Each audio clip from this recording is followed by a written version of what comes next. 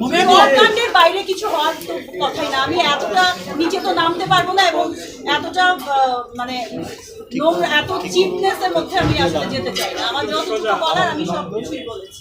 আমি আমার নিজের চেষ্টা এত দূর আসছি, তো আমি বলবো যে ও যদি এমন হতো, আমাকে অনেক কথা শুনিয়েছে যে আমি তো এরকম সাপোর্ট দিতে হবে, এটা আমি অনেক সাপোর্ট দিয়েছি।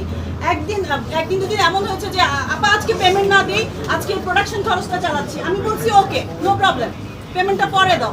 সেই ছেলে যদি এখন এসে বলে আমার ফ্রেন্ডের মতো এক চ্যানেলে বসে ববি বলে, এমনি আপা বলে, তো ওর কনফিউজিং এক তো ক্যারেক্টার। তারপর হচ্ছে আরেকটা বিষয়, আমি এত কিছু বলতেই চাই না আসলে, একজনের এত ক্যারেক্টার নিয়ে আমি কথা বলতে চাই না, এটা আপনারা জাজ করবেন। কিন্তু আমি এখন মানে বাধ্য হয়ে অলমোস্ট এটা বলছি যে এতটা ডিসঅনেস্টি নিজের কাজের সাথে, এটা আসলে আমি দেখি নাই।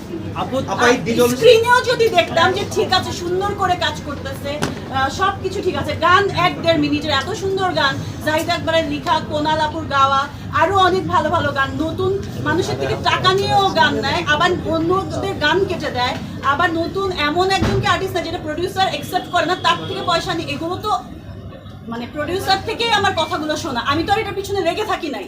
ছবিটা দেখে আমি হার্ট হয়েছি এবং ডাবিং এর সময় আমাকে শুধু ডাবিং এর সিনগুলি দেখিয়েছে যে পুরো ছবি দেখা যাবে না।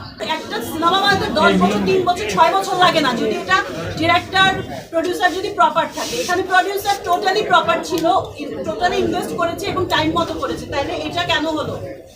এবং আর্টিস্ট যাদের কিন্তু সবাই হেল্পফুল ছিল, সাপোর্টিভ ছিল। এখন যদি আমার দোষ দেয়, আমাকে বলে প্রডিউসারের দোষ, তারা টাইমলি পয়সা দেয় না। প্রডিউসারকে বলে আমাকে ডেট নিয়েছে 15 থেকে 17 দিন, আমার শুট হয়েছে 6 দিন। কেন 6 দিন? আমার যতটুকু ফুটেজ, আরো ফুটেজ কেটেছে, সেটা 6 দিনের শুট। তাহলে আমি কিভাবে টাইমলি না এসে এতগুলো শুট করলাম? এটা বলেন আপনারা।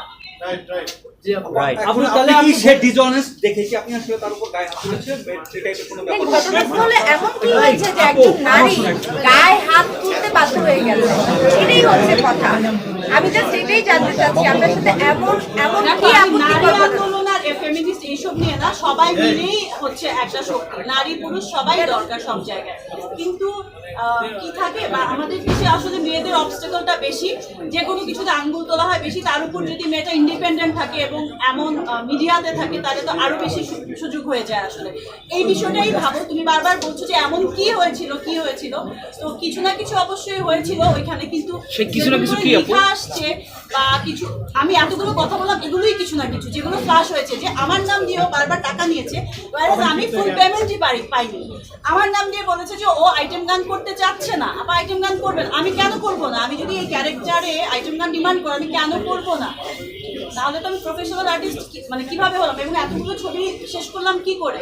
কোনোদিন কি আমার নামে কখনো এরকম কেউ কমপ্লেন করেছে? বা কোনোদিনও?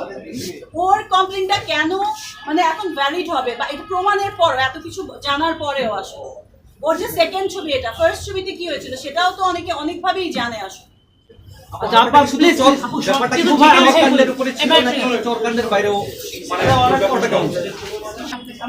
ওনারা চলে আসছে।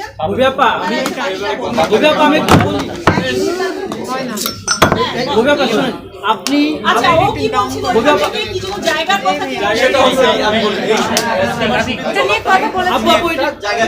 ও আচ্ছা, আমাকে পুরো ছবিটাও তাহলে ঘটনাস্থলে আপনাদের এমন কি হয়েছে যে এতটা ডিসঅনেস্ট, যেটা নিজের কাজের সাথে। এবং আমি শুনেছি পদ্মা পুরুষের 10 বছর